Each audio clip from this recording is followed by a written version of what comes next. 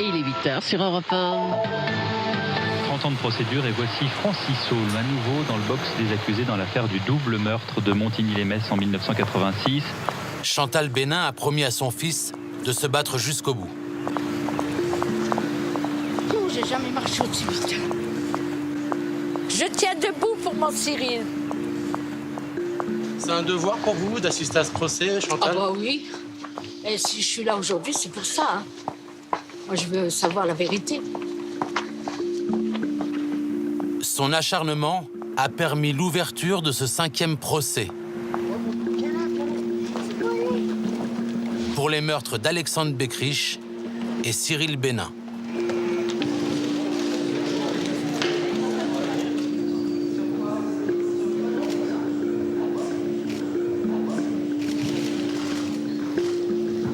« 30 ans après, c'est Francis Holm qui est dans le box des accusés. Dès le début, à la barre, le tueur en série se défend. Montigny, ça n'est pas moi. J'ai commis des meurtres. Mais Montigny, non.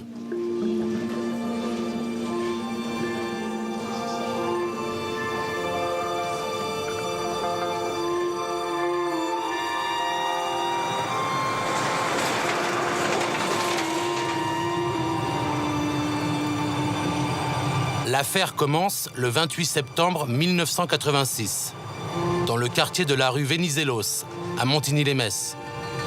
En fin d'après-midi, Chantal prend sa voiture. Cyril n'est toujours pas rentré. Il a quitté la maison juste après son goûter. C'était quel jour? Un dimanche.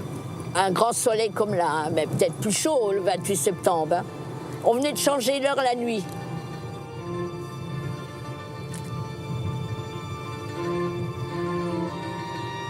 Voilà, c'est la maison là au coin que j'habitais. C'était notre maison. Hein. C'est là que Cyril il a goûté pour la dernière fois. Oh là là, quelle vie. Je fais que de pleurer depuis ce matin. Ça recommence. C'est les nerfs, hein. Ah non, ça. Pour plus pleurer tout le temps, je suis sous cachet. Hein. Des antidépresseurs et des tranquillisants, hein. Et vous avez commencé quand? Oh ben, elle sort que Cyril est mort. Hein. Ah oui? Bah oui, déjà j'ai eu 3 piqûres. Et ben ça a recommencé. La grosse maison là, c'était la maison de monsieur et madame Beckrich, les parents d'Alexandre. Et Alexandre et Cyril, ils se connaissaient bien? Ah non, ils se connaissaient pas du tout. Ah non, non, ils se connaissaient pas. Personne ne se connaissait. Hein. Tout le monde croit que c'était 2 copains. Hein. C'était peut-être 2 copains de 2 heures. Hein.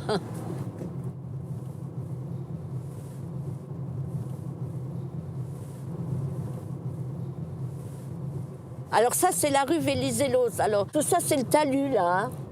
Ça devait être par là qu'ils grimpaient. C'est là-haut. Voilà, c'est ça.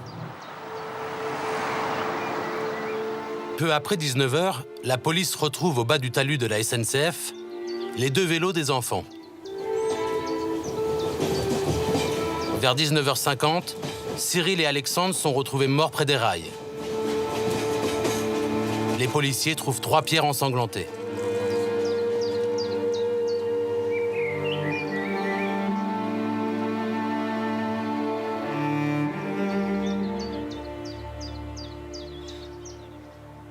Bon, alors là, attention, hein. Faut tout débarrasser pour prendre le gros carton là en bas, hein. Voilà. Ça s'est même effacé, c'est drôle, pourtant je sors pas souvent. C'est tous des souvenirs, ces vacances, ça c'est tous mes calendriers, je garde depuis 86.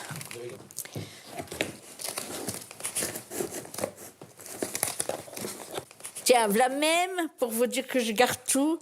Quand on était en vacances à Royan, il y avait eu des coups de soleil et j'avais été à la pharmacie lui chercher pour ses coups de soleil. Alors vous voyez, je l'ai depuis 86. Hein.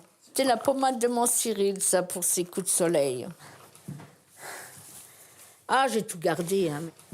Tiens, le petit cœur qu'il m'avait fait. Mais il ne l'avait pas fini, hein, le gosse. Il avait laissé les épingles, c'était plus facile pour lui. Hein. Oh, il a même son carnet de caisse d'épargne, mais il n'y a rien dessus. Hein. Ah, c'est précieux pour maman, tout ça. C'était un mon gosse. Hein. Vous pouvez regarder comme il était petit. Ça, c'est moi, et ça, c'est Cyril. Regardez, avec son papa, il était plein de vie, le gosse-là. D'ailleurs, on voit sur les photos. Hein. Mais vous gardez pour la mémoire Non, il faut que je garde ça. Ben, j'ai rien d'autre, hein, moi. Comment ça, vous avez rien d'autre? Eh ben, j'ai rien. Je sais même pas comment il est dans le cercueil, mon Cyril. J'ai dit, mais je voudrais voir mon fils. Et le procureur de la République, il a dit, il n'en est pas question, ils verront pas les enfants. Ça nous a été interdit hein, de le voir. On nous a dit, gardez l'image quand il vous a quittés. Voilà, c'est tout ce qui me reste. Il aurait le 3 août 39 ans. Hein. Il me manque tous les jours. Hein. Des fois, je dis, oh, ben tiens, il serait peut-être marié, je serais peut-être grand-mère. Je sais pas ce qu'il ferait comme boulot. Il aimait pas l'école, hein. Il aimait que les vacances. Tout me manque. Hein. Vous voyez, là, ça recommence, j'ai envie de pleurer de nouveau.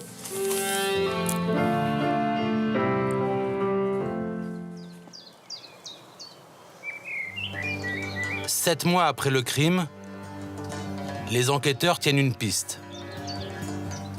Un jeune garçon du quartier a été vu près du talus, peu après l'heure supposée du crime. C'est Patrick Dils.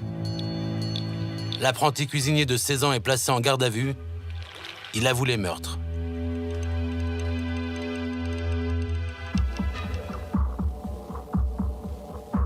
J'ai alors ramassé une grosse pierre. Je me suis mis entre les deux enfants, étendus sur le sol, visage vers le ciel. J'ai frappé lourdement, à deux mains, sans lâcher la pierre. 3 ou 4 fois sur la tête des deux enfants.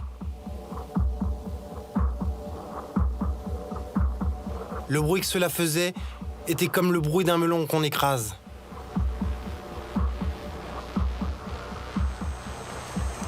Un mois plus tard, Patrick Dils revient sur ses aveux. Mais il est condamné à la perpétuité.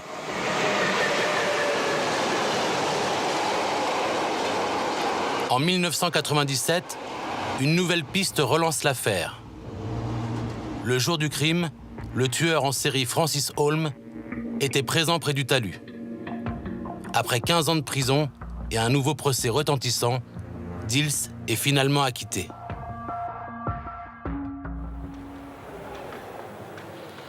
La suite du procès de Francis Holm dans le double meurtre de Montigny-lès-Metz en 86. Aujourd'hui, très attendu, l'audition par vidéoconférence de Patrick Dils, celui qui a purgé 15 ans de prison avant d'être acquitté.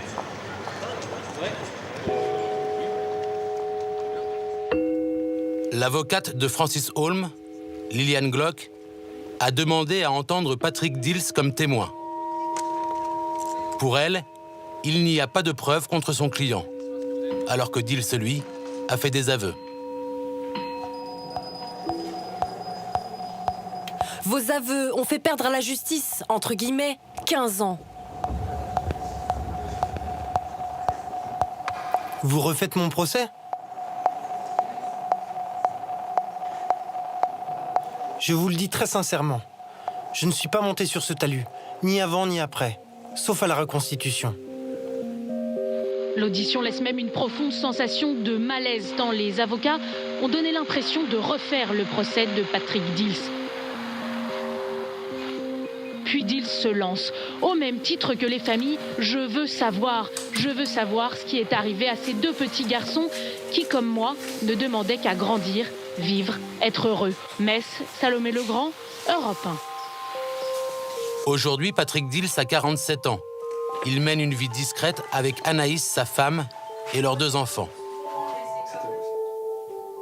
Vous étiez dans quel état quand vous avez raccroché ? À partir du moment où les écrans interposés se sont coupés, j'étais lessivé et j'étais vidé. J'en pouvais plus, quoi. J'avais vraiment l'impression qu'on voulait me remettre le costume du coupable. À un moment donné, j'ai dit, écoutez, c'est bon, hein, il faut que je vous le dise comment. Je ne suis pas monté sur ce talus. Je ne suis pas monté sur ce talus. Vous avez compris, là ? En fait, ce que les gens ont du mal à comprendre, c'est que vous ayez fait des aveux quand vous étiez jeune. Et pour eux, c'est ça qui vous accuse. Est-ce que vous pouvez nous raconter dans quelles conditions vous avez pu faire l'aveu de ce crime? Écoute, en 1986, j'avais 16 ans. J'étais issu d'une famille très modeste qui avait pour valeur le respect de l'autorité et le respect du monde des adultes. Les inspecteurs se relayaient. On m'a dit à l'époque, on va te mettre dans la cage et tu vas réfléchir et puis on veut des réponses quand on viendra te chercher. On m'a dit, mais t'inquiète pas garçon, ce n'est pas grave et tu rentreras chez toi. Ils savaient pertinemment que j'allais pas rentrer chez moi. Hein. Enfin, on imagine très bien à 16 ans comment il a pu se faire manipuler, sérieusement. C'est pas quelqu'un qui est du genre à rentrer dedans, comme on dit, qui est du genre à être insultant, à manquer de respect, à taper du poing sur la table. Voilà, n'importe qui le connaît se rendrait facilement compte de la manipulation qu'il a pu subir à 16 ans, sans problème. Moi, j'étais naïf. Puis à un moment donné, la fatigue, la lassitude a fait que j'ai craqué. Oui, je suis rentré chez moi 15 ans plus tard. Si vous n'y étiez pas, comment pouviez-vous connaître des éléments du crime? Alors effectivement, comment j'ai donné des éléments? Parce que dès le lendemain du meurtre, la une du Républicain Lorrain mentionnait les pierres. Les éléments qui ne figuraient pas dans la presse locale figuraient sur un plan qui était dans le bureau de l'inspecteur. Et puis, pour le restant des éléments, elles étaient formulées dans les questions qui m'étaient posées. Alors effectivement, on me présente 4 pierres. Sur ces 4 pierres, il y en a une grosse et 3 petites. On sait dès le lendemain, comme je vous le disais tout à l'heure, il y en a une grosse qui a servi pour les 2 enfants. Donc celle-là, je ne peux pas me tromper, je peux la choisir. C'est macabre ce que je suis en train de vous dire, mais c'est la triste réalité. Après, il vous reste 3 pierres. Sur ces 3 restantes, il y a 2 pierres qui sont plus ou moins rocailleuses et il y en a une qui est lisse, qui ressemble à un galet. Je m'étais dit qu'avec un galet, on était censé, à mon avis, faire moins de mal qu'avec une pierre rocailleuse. Alors maintenant, il ne me reste que 2 pierres. C'est pile ou face. Et puis, je ne pourrai jamais oublier qu'à partir du moment où j'ai réitéré ces aveux qui m'avaient été suggérés, l'inspecteur Varlet dire « Ça y est, on tient un coupable ». C'était un coupable qu'il fallait ou c'était le coupable? Donc, en prison, vous étiez considéré comme un tueur d'enfants? C'est-à-dire le pire des crimes, en fait, en prison. Comment vous avez vécu ces 15 ans? Je suis passé par toutes les étapes. Le racket, le tabassage et le viol à répétition. On ne sort pas indemne de ce que j'ai vécu, c'est pas possible.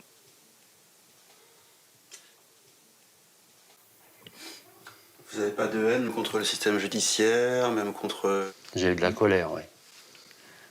De la colère et puis surtout de l'incompréhension, de la peur même, encore aujourd'hui. On peut tous être amenés à avouer quelque chose. Aujourd'hui, vous êtes libre. Est-ce que vous pouvez me dire demain avec certitude que vous serez libre? Non. Et pourquoi, d'après vous, c'est tombé sur vous? Allez demander à l'inspecteur Varlet, puisque apparemment il s'est appuyé sur un appel anonyme de l'époque, qui accusait Dils sans prénom.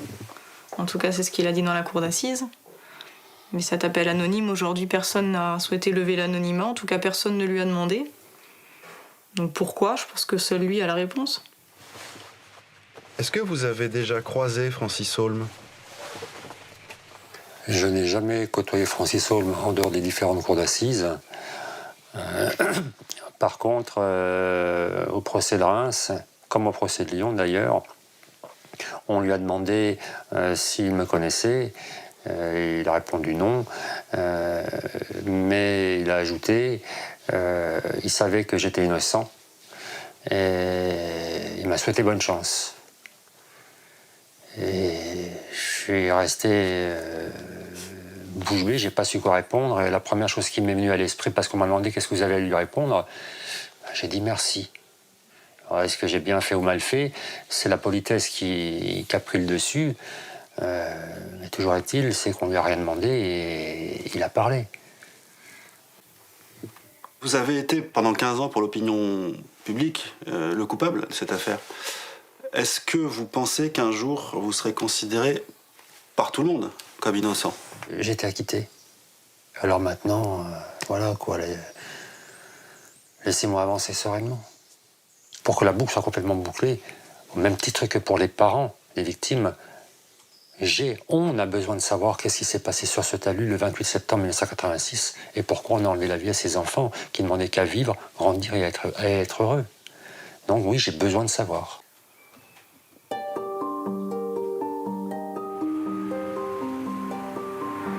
Dils innocenté, c'est au tour de Francis Holm d'être jugé. Faute de preuves, il obtient un non-lieu lors de son premier procès. Soutenue par son avocate, maître Dominique Beaupetit, Chantal décide de se battre. Alors que les autres familles abandonnent, elle fait appel. Ben non, moi je l'ai même pas lu aujourd'hui. Hein. Eh ben arrêtez de lire le journal, comme ça vous serez moins stressé. Parce que c'est ça qui est quand même important. Que vous essayez de pas trop stresser, Madame Bénin, d'accord? Je sais que vous n'allez pas dormir de la nuit. Oui, vous avez bien dit. Mais il faut pas. Mais déjà cette nuit, à 2h du matin, j'étais me coucher, à 4h30, je rallumais la télé. Non, puis... Mais oui, mais parce que après vous allez être épuisé. Qu'est-ce qui vous chagrine le plus comme ça? Ben, c'est de retourner au tribunal, de recommencer tout. J'espère que ça va aller jusqu'au bout, maître. «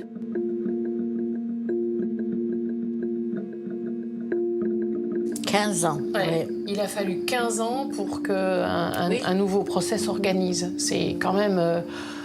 c'est presque incroyable, quoi. Nous, on est bien obligés de le croire parce qu'on le vit. Là où c'est catastrophique, c'est un moment, on décide de détruire les scellés, quoi. Si on avait les scellés aujourd'hui, le dossier, il est clair et élucidé. Parce que là, aujourd'hui, avec les moyens dont on dispose, en vérification ADN, on saurait exactement qui a touché les pierres et qui ne les a pas touchées. Avec ça, je vous dis, on ne parlerait plus de nous, déjà. Oui. Tandis que là, on est un peu dans l'expectative, en se disant, qu'est-ce qui va se passer au procès. C'est pas évident, à gérer tout ça. Mais j'espère que ça va se terminer, hein. Je le souhaite. Hein. Allez, on va aller au bout. Avec la destruction des scellés, seul un aveu de Francis Holm permettrait de résoudre l'affaire. Un témoignage pourrait tout changer, celui de Jean-François Abgral. Cet ancien gendarme a stoppé le parcours criminel de Francis Holm en 1992. Pendant 10 ans, il a décrypté les indices laissés par le tueur. Beaucoup de personnes s'accordent à dire que vous êtes un de ceux que tu connais le mieux. Je pense, hein. Et pour cause, le nombre d'heures que vous avez passé interrogé comme ça, vous êtes son traducteur un petit peu, non? C'est clair que je comprends comment il fonctionne. J'ai eu le temps de l'étudier au fil des mois. Il a des capacités qui sont classées normales, contrairement à ce qu'on peut penser. Qui peut vous dire les choses normalement, mais qui a quand même une structure perverse. Donc il n'a pas envie non plus de se faire attraper. Il est content de vous donner des informations. Quelque part, il a un petit côté, je vous dis, mais c'est pas moi. Mais il ne peut pas s'empêcher de le dire. On va considérer que c'est son point faible, parce que c'est ce que j'ai appelé, moi, une enquête inversée. On a eu besoin de son discours pour le confondre. S'il n'avait rien dit, c'était impossible de faire des rapprochements. La première fois que vous entendez parler de Metz, des vélos et tout ça, c'est donc... dans quelle circonstance? Après son arrestation, je vais en maison d'arrêt à Brest. Là, Francis Holm ne cache pas qu'il a commis d'autres crimes. Et là, il m'énumère des faits. Mais des faits que je ne sais pas traduire. Puisqu'il ne me dit pas « j'ai tué là », il me dit « un jour, je passe à vélo ». Et il me décrit les choses de manière très lente, comme s'il distribuait ses mots. On voit que c'est important. Et, il y a une rue, à gauche il y a des pavillons, à droite il y a un talus, en haut il y a une voie de chemin de fer, il y a des wagons, au bout il y a un pont, il y a une poubelle, un stop. Je passe à vélo, je reçois des pierres d'enfants qui sont en haut. Je tourne à gauche, je reviens avec l'intention de les corriger. Finalement je monte sur le talus et là je vois les enfants morts près de wagons et du pont. Et il y a des policiers et des pompiers. Donc je vérifie les choses et finalement ça ne correspond à rien. Et oui, puisqu'on on est en 92, et l'affaire a été jugée avec Patrick Dils. Auparavant, et moi j'en avais jamais entendu parler. Et 4 ans plus tard, vous recevez une lettre d'une avocate qui va relancer l'affaire. Cette avocate écrit en disant « Écoutez, moi je défends les intérêts de quelqu'un dont je suis convaincu d'innocence. » Bon, jusque-là, ça peut arriver. C'était Patrick Dils. C'était Patrick Dils. Et elle résume l'affaire de Montigny, mais dans son résumé, c'est des gamins tués à coups de pierre près d'une voie de chemin de fer dans l'est de la France. Et vous, tout de suite, vous vous rappelez Évidemment, je m'en rappelle, puisqu'on a recherché ça pendant 4 ans. Quels sont les éléments qui font que le crime de Montigny, de votre point de vue, c'est Holm? D'abord, le crime de Montigny, il évoque en évoquant ses pépins. Ses pépins, ce sont ses crimes. Voilà. Deuxièmement, il vous fait une description extrêmement précise des faits et des circonstances des faits. On sait qu'il faut un prétexte à Francis Holm pour passer à l'acte. Là, il reçoit des pierres et il le dit lui-même. Je suis revenu dans l'intention de les corriger. Après, on a ce qui est arrivé aux enfants. On est dans des meurtres extraordinaires. Les enfants ne sont pas tués, ils sont détruits. Or, Francis Holm, quand vous travaillez sur son parcours, vous retrouvez ça. Donc, on est dans quelque chose de commun. On a le déshabillage partiel de ses victimes, ce qu'on retrouve aussi.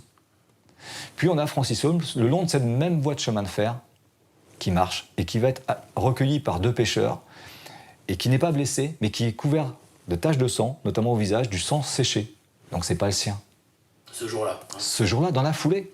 À l'un des enquêteurs, il va expliquer qu'il a retourné l'un des enfants. Or, c'est un élément important parce qu'on le sait, ça, au niveau des traces, que l'enfant a été retourné. Oui, donc il donne des indices. Voilà, des indices. Qu'il y a que le criminel qui peut savoir. Exactement. Là, je vois que dans un courrier Francis Holm qui s'adresse à un de ses codétenus, où il évoque directement Montigny-les-Metz.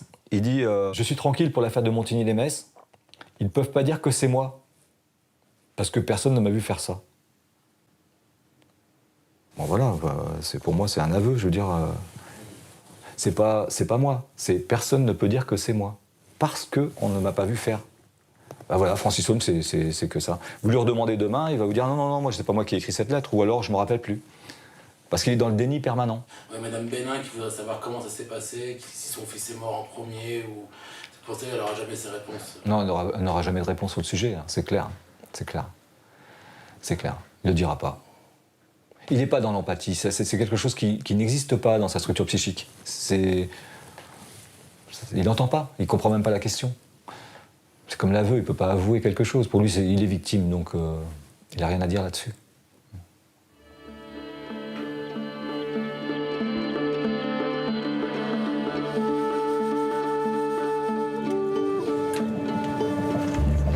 Jean-François Abgral est convoqué au procès qui se tient à Metz.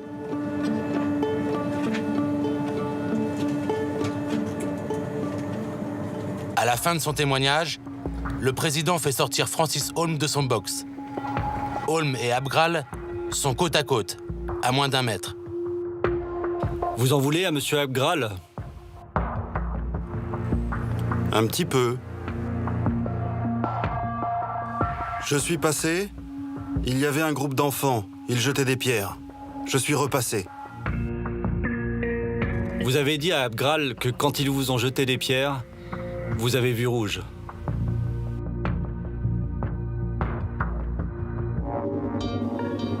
Oui. Montigny, c'est pas moi. Je suis passé par hasard. De toute façon, à chaque fois que je passe quelque part, il y a un meurtre.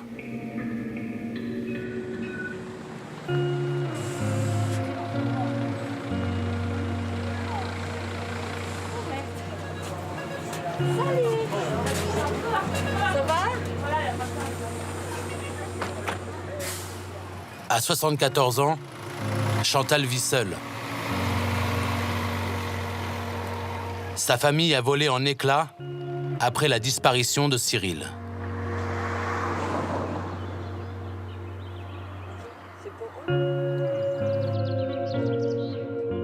Pas une journée sans que je lui parle. Hein. Ah oui. Bah oui, je suis assis là sur ma banquette et il est là. Alors je lui dis Cyril, tu sais, au lieu de rigoler comme ça, parce qu'il rigole sur les photos, hein. Je dis Cyril, au lieu de rire comme ça, aide la maman. Je lui demande toujours qu'il m'aide, mais il m'aide pas. On verra bien à la fin du procès. Hein. Ouais. On verra.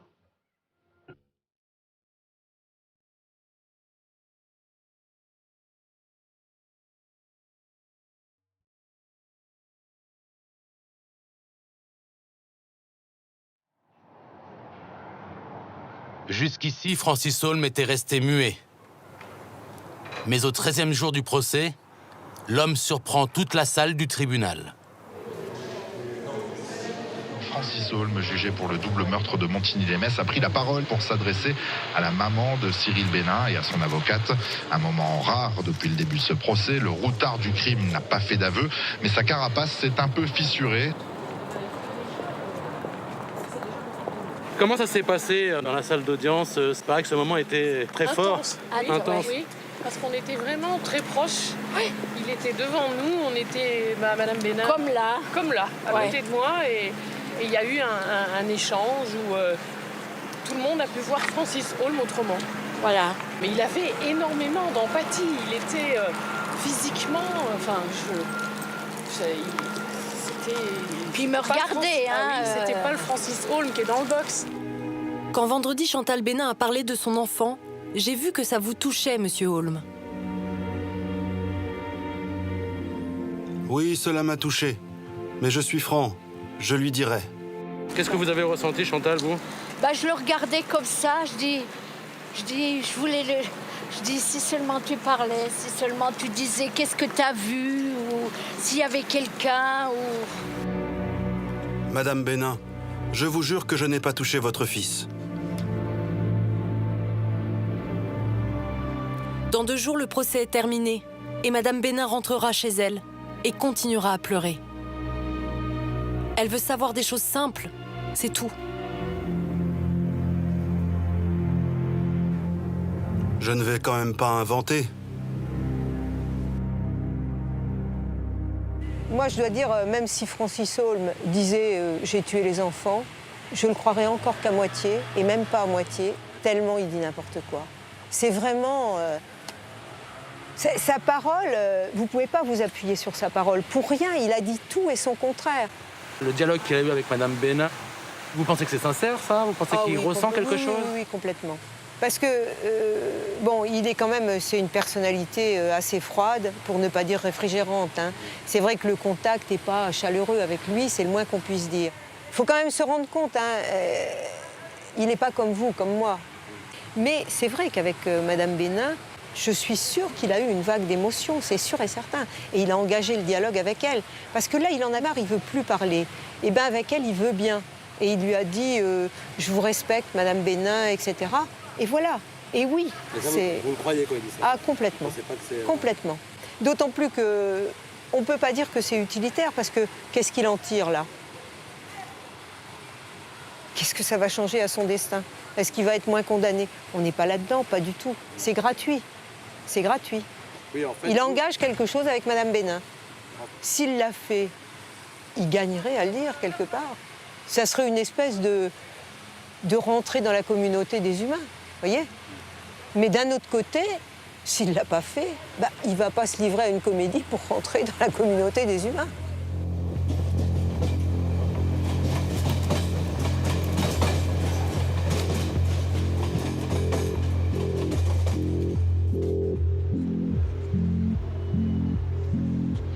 Le parquet a réclamé ce matin la réclusion criminelle à perpétuité à l'encontre du tueur en série Francis Holm, la peine maximale requise.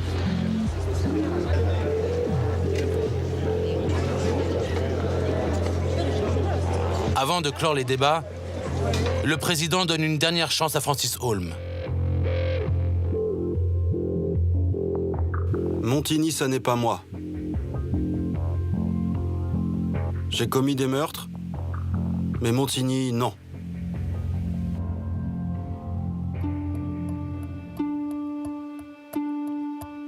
Les jurés se retirent pour délibérer.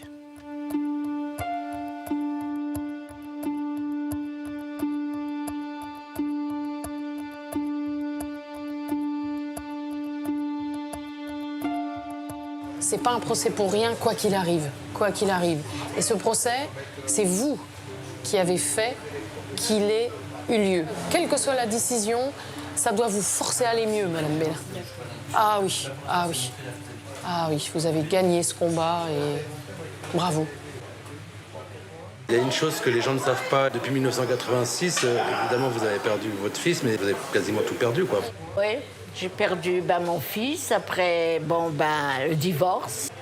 Après, on m'a mis à la porte de la maison.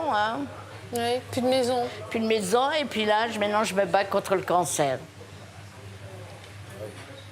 Voilà.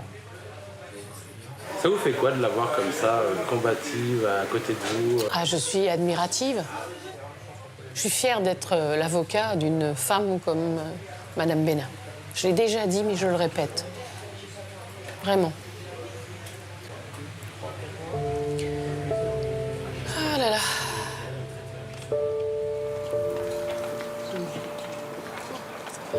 Ça va, maître. Peu avant 23 h, le verdict va être prononcé. Il y aura que moi alors comme partie civile? Oh bah je pense. Il n'y a que vous. Comme d'habitude. Je sais pas si le papa d'Alexandre va venir. Oh, je sais pas, je pense quand même. Quand même. Je rentre par où? Par ma porte dérobée? Non, venez, on va... Ils sont pas au lit, tous ces gens-là?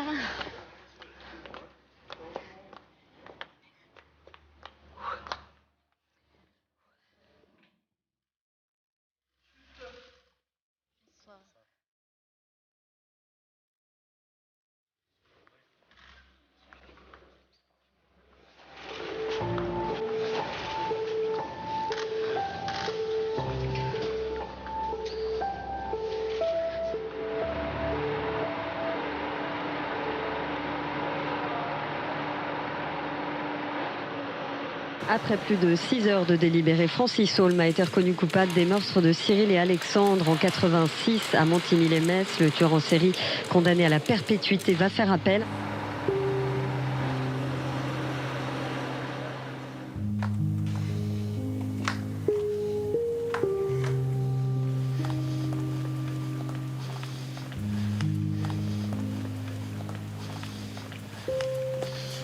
Mais pourquoi vous êtes tout seul, Chantal? Pas parce que je veux pas rester. Je préfère rentrer chez moi. Alors vous avez une réponse quand même? Oui. C'est lui qui aurait tué mon gosse. Voilà. Pourquoi, Chantal, vous avez l'air un peu déçue? Bah parce que déjà, je suis fatiguée. Hein. Ouais. Faut le faire 3 semaines de procès. Ouais. De 9 h du matin à midi ou 13 h. Et puis il faut revenir à 14 h. Je suis fatiguée. Je vais rentrer tranquillement chez moi.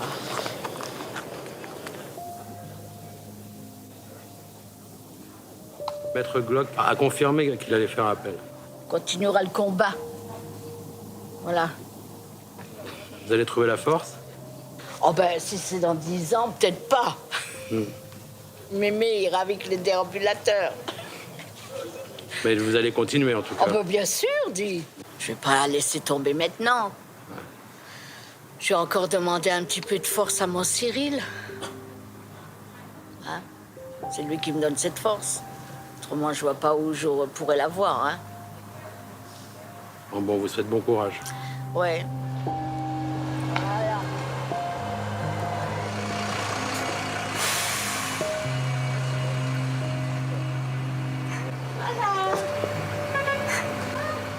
Prenez soin de vous.